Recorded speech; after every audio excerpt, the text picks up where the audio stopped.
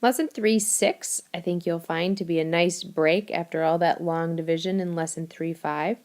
In 3.6, we're just going to estimate the quotients, only this time we have decimals in our answer. Makes it a little bit more difficult for us to estimate when the numbers are decimal numbers, and then we'll check to see whether or not we think that our estimates are reasonable, but you get a break from all that long, exact, precise division. Open your books to page 224. Make sure your pencils are ready to go. So to estimate the quotients with decimals, we are going to do some rounding and get rid of those decimals. We have to make sure we're thinking about which numbers are compatible. Compatible numbers are numbers that are easy to divide mentally. So we're going to do our rounding, but we're going to be thoughtful about what we round to.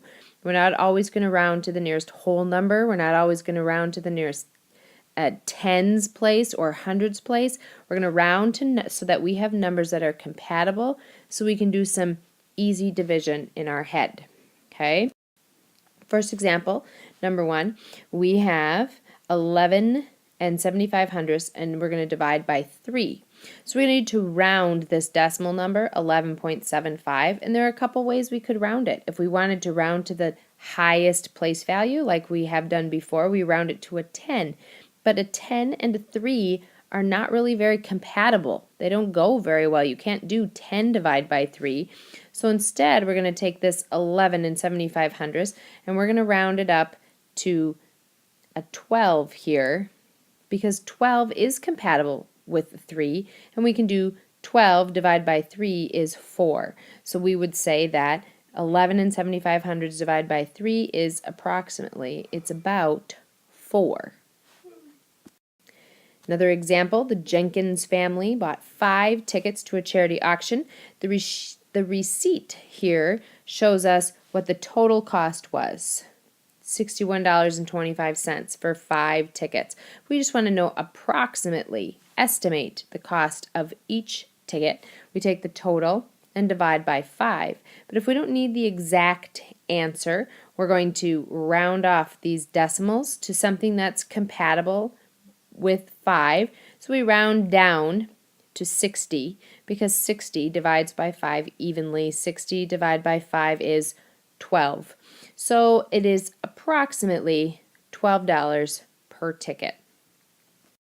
The bottom of page 224, you need to get your pencil going here, and you are going to do some estimating. We'll do the first one together. Letter A says 49 and 3/10 divided by 7.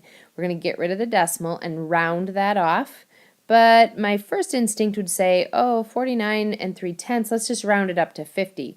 But 50 is not compatible with 7. So I'm actually going to round this number down. I'm going to round the number down to a 49, which doesn't really feel very rounded. But 49 and 7 are compatible. 49 divided by 7 is 7. So my estimate is approximately 7. You do letters B and C. Pause my video, work them out. Make sure you show me what you round your numbers to. Sometimes our estimates are a little different if we do our rounding differently. So show me what you round them to, and we'll see if we match up. All right, for letter B, I rounded 98 and 1/10 up to 100. 100 divided by 25 is 4. For letter C, I took $64.50 and rounded it up to 66, since that's compatible with 6, and I get about $11 per ticket.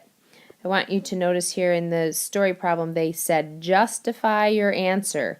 That's what showing your work is all about right here. You're justifying your answer. Why 11? Because 64.50 is about 66. So that's what we mean by justify your answers. In the next few examples, we're going to be doing the exact same thing. We're going to estimate quotients by rounding, only in those first examples we were rounding the dividends. The first number in the division problem was the decimal that needed to be rounded. Now we're going to be rounding the divisors, but we're going to be doing the Alright, so for example number 3, we're going to estimate 32 divided by 3 and 9/10. It is our divisor, that's the decimal, 3 and 9/10. So we need to round that to a whole number without a decimal. and we need to round it to something that's compatible with 32. So in this example we change it to 32 divide by about 4. That works out nice and neat for us. 32 divided by 4 is 8. The next example, they give us some spaces that you can fill in as we go. So why don't you do that? Make sure you have your pencil ready to go here.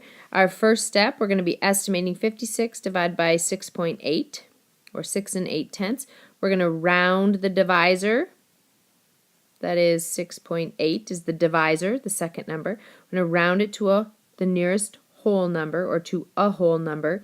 And since the dividend is 56, we're going to round 6.8 to a whole number that is a factor of 56. We want to round it to something that goes into 56 evenly. That is a factor of 56. So let's round 6.8. We had checked to see. Should we round it down to a 6, up to a 7? If we want it to be a factor of 56, we're going to round it up to a 7. So we're going to do 56 divided by 7 is 8. That means that 56 divided by 6 8/10 is also about 8. Okay, that's just talking through the whole thing. Make sure you filled in all those notes. We can check it by multiplication. If we did 6 times 8 times 8, 6.8 times 8, we would get 54.4. And 54.4 is pretty close to 56, so we know that our answer is reasonable. On the bottom of page 225, there are 2 got-its for you. I'll get the first one started off for you by doing the rounding with you. We're going to have to round this decimal number, 9 1600ths, to something that's compatible with 54. And I know that 54 divides nicely by 9. So I'm going to round 9 1600ths just to plain 9. 54 divided by 9, I get 6. Pause the video, do letter E, and then check to see if we got about the same answer. For letter E, I rounded 10 7500ths up to 11 because 99 divides by 11 evenly. 99 divided by 11 is 9. Let's look at one more set of examples here with a story to go along with it. A Pacific leatherback turtle can have a mass of up to 704 4/10 kilogram. An olive ridley turtle can have a mass of up to 49 9/10 kilogram, much smaller. But how many times heavier is the Pacific leatherback turtle? So we need to take that bigger turtle, 704.4, and divide it by the smaller turtle, 49.9, only it just says about how many times. So that means we can do some rounding here. We want to round them to the nicest numbers we can so that we can do the math in our head. And since in this one they're both decimals, the dividend and the divisor are both decimals, we're going to round both the dividend and the divisor. So in this case we could round, since we can round the divisor to a nice 50, we're going to round the dividend to an even into the hundreds, 700. 700 divided by 50 is 14. So we could say the Pacific leatherback turtle is about 14 times heavier than the olive ridley turtle. Look at one more example that is just like it, only this time you have to work it out. There are approximately 250 9/10 million cars in the United States. Spain has only approximately 25 1/10 million cars. Way fewer cars in Spain. But how many times more cars does the U.S. have than Spain?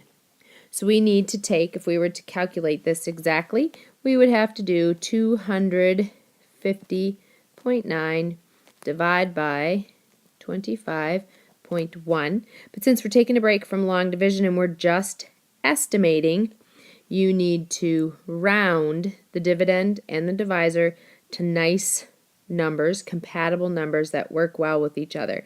Go ahead, pick some compatible numbers, find the answer, pause the video first, and then check to see how you did. Alright, so I rounded 250 and 9/10 to 250. I rounded 25 and 1/10 to 25. 250 divided by 25 is 10. So I would say that the United States has about 10 times more cars than Spain. Good luck with your estimating. Make sure you show me the compatible numbers that you use to justify your answers.